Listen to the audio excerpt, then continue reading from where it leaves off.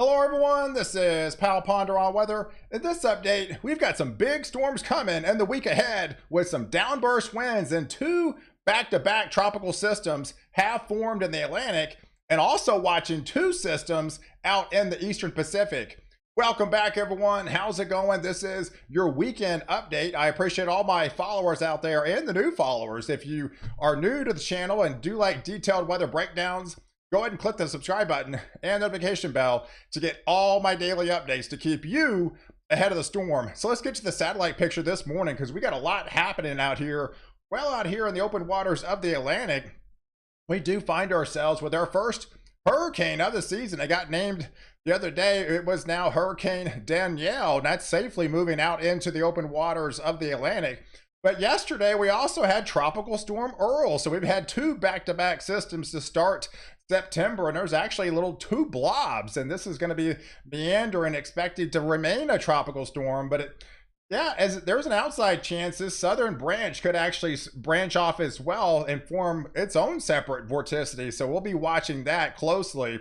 But more concerning is down here, out here into the Eastern Pacific, we do have Tropical Storm Javier, and you can actually see as it's moving across into the open waters of the Pacific, it's actually getting sheared, and when that happens, it's spreading all of its deep tropical moisture onto the state of Texas, and they're expected to get very heavy rainfall along with this kind of stalled frontal boundary.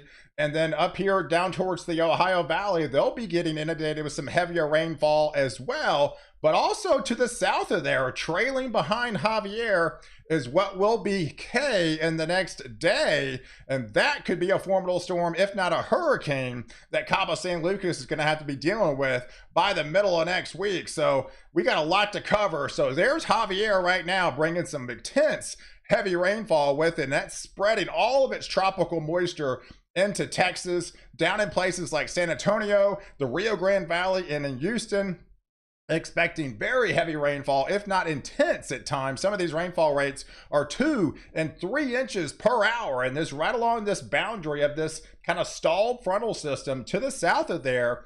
For the deep south, you are going to be inundated with those deep tropical rains. Then all the areas in the brown, that's your ridge of high pressure, a lot drier air to contend with further to the north. But all this activity should push into the Ohio Valley, parts of the mid-Atlantic, and by the time we get into Monday for your Labor Day, reach into parts of the Northeast. But like I mentioned, it's all about the heat dome out west with this dominating ridge of high pressure that's going to be locked and really kind of compresses all the moisture further south. So we've got all the deep tropical moisture from Javier. We've got all the well above average sea surface temperature anomalies out here in the Gulf, and it's having a squeeze play. I mean, it's really just kind of wringing out all that tropical moisture and dumping it over Texas and a good chunk of Arkansas, Louisiana, much of the Mississippi Valley, the Tennessee Valley, and some really heavier rains are going to be spreaded into Tennessee, portions of Kentucky, and that will actually end up in portions of Ohio. And then here's the setup later on going into Sunday. We're going to be watching yet another system, because you do have these little subtle systems in the mid levels of the atmosphere.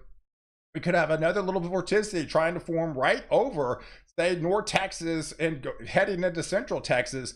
Those could be during some diurnal daytime heating, have some thunderstorms starting to erupt, and those could actually cause some downburst winds associated with them.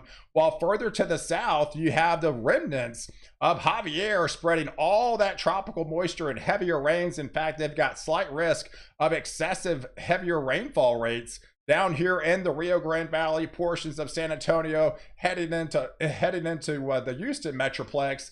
That'll spin off into portions of the Mississippi Valley, and then also bring some heavier rain into portions of Tennessee, back into Kentucky. That'll swing through Indiana as well as Ohio. So here's the setup on the flash index for Sunday. So as we heat up, we're going to be heating up about in the low to mid 90s back here into portions of Texas again.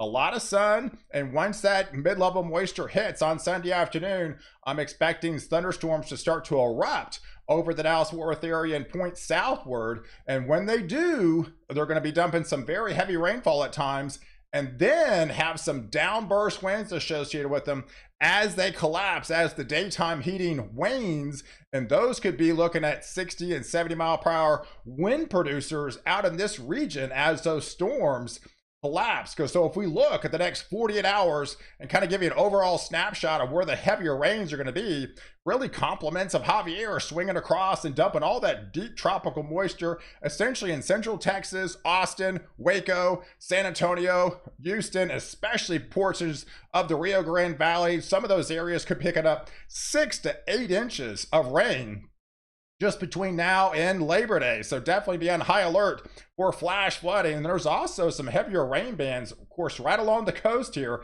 back into Florida, but especially as you swing up portions of the Tennessee Valley, back through Kentucky, get into Indiana and Ohio, could be picking up some multi-inch rains, and then a little bit lighter amounts where they definitely need it in portions of Pennsylvania, back in northern Jersey, and then that'll swing across into Connecticut and to Massachusetts, and eventually head off into Maine as we get into your Monday time frame. But here's the overall wind swath over the next 2 days, and there's the setup with those downburst winds that I think are going to be unfolding in the heat of the afternoon back into Dallas, getting back into central Texas.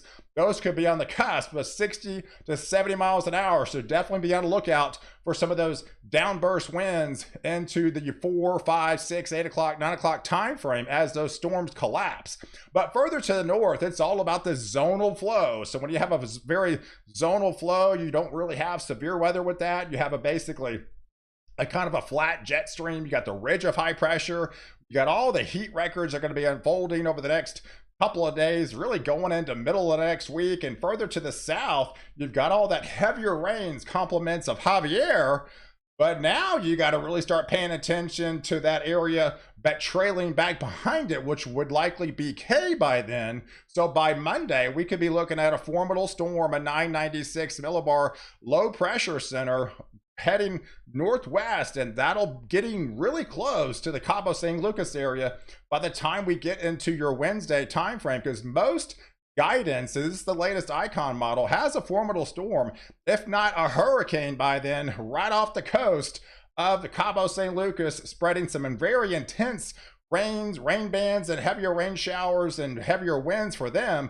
But again, as it continues to traverse northwest, it's going to spread its moisture and precipitation back into Texas again. So if we look at the overall satellite picture of the hurricane model, it's been really bullish on this system. So I'm expecting it to be named a storm today, and it will be taking the name K, and this is going to be rapidly intensifying to a formidable storm by the time we get into the middle of next week. And if this track comes to fruition, this would be basically on the dirty side. Remember, the right front quadrant is your dirtiest side, so Cabo San Lucas would be a high impact event for that area. So if you got plans down there, you need to be watching this closely and pay full attention. So, but as we get deeper into the middle of next week, so compounding with all the rains that are going to be happening into Texas for this weekend and going into early part of next week, yet we have another system, in fact 3 of them. So further to the north, we're going to have a negatively tilty trough coming back into play. So we got no severe weather for the next 5 to 6 days, but by the time we get into the middle of next week,